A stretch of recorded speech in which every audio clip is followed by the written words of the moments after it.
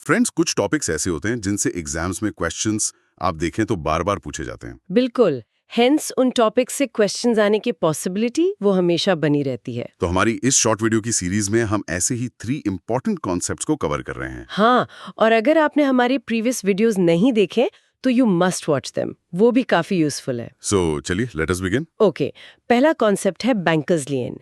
देखिए, Indian contract act 1872 का जो सेक्शन 171 है, उसके अकॉर्डिंग बैंकर्स लिएन एक जनरल लिएन से कह सकते हैं बढ़कर है। अच्छा। इस लेन के अंडर क्या होता है कि अगर बोरोवर की तरफ से कोई डिफॉल्ट होता है तो बैंक को ये पावर मिल जाती है कि वो ऑर्डिनरी कोर्स ऑफ बिजनेस में अपने पोजीशन में रखे गुड्स और सिक्योरिटीज को सेल कर सकता है। राइट। हेंस इसे एक इम्प्लाइड प्लेज के रूप में भी जाना जाता है। ओके।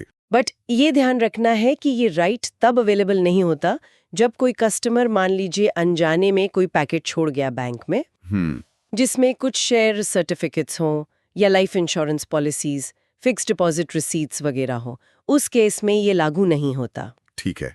और दूसरा कॉन्सेप्ट? दूसरा है NREFR अकाउंट, यानी नॉन रेजिडेंट एक्सटर्नल रूपी अकाउंट। NREFR ये अकाउंट कोई NRI या PIO खोल सकता है, सिंगली भी जॉइंटली भी। अच्छा। और ये अब्रॉड से रिसीव हुए फंड से खोला जाता है। इसमें पावर ऑफ अटॉर्नी भी अलाउड है। ओके। अगर किसी क्लोज रिलेटिव रेजिडेंट के साथ अकाउंट खोलना है तो वो सिर्फ फॉर्मर और सर्वाइवर अकाउंट ही हो सकता है। सिर्फ फॉर्मर और सर्वाइवर? जी हाँ। और अकाउंट का टाइप वो करंट, सेविंग या टर्म डिपॉजिट कुछ भी हो सकता है। एक जरूरी बात यह है कि इन अकाउंट्स में जो बैलेंसेस होते हैं उन्हें बिना किसी लिमिट के अब्रॉड रेमिट किया जा सकता है। अच्छा, कोई लिमिट नहीं है? कोई लिमिट नहीं। ओके। और जो टर्म डिपॉजिट है उसका टेनर मिनिमम 1 साल का होना चाहिए। और रेट ऑफ इंटरेस्ट वो डोमेस्टिक डिपॉजिट्स की सिमिलर मैच्योरिटी से ज्यादा नहीं हो सकता। Got it. And the third one? तीसरा कॉन्सेप्ट है अग्रीमेंट एंड कॉन्ट्रैक्ट।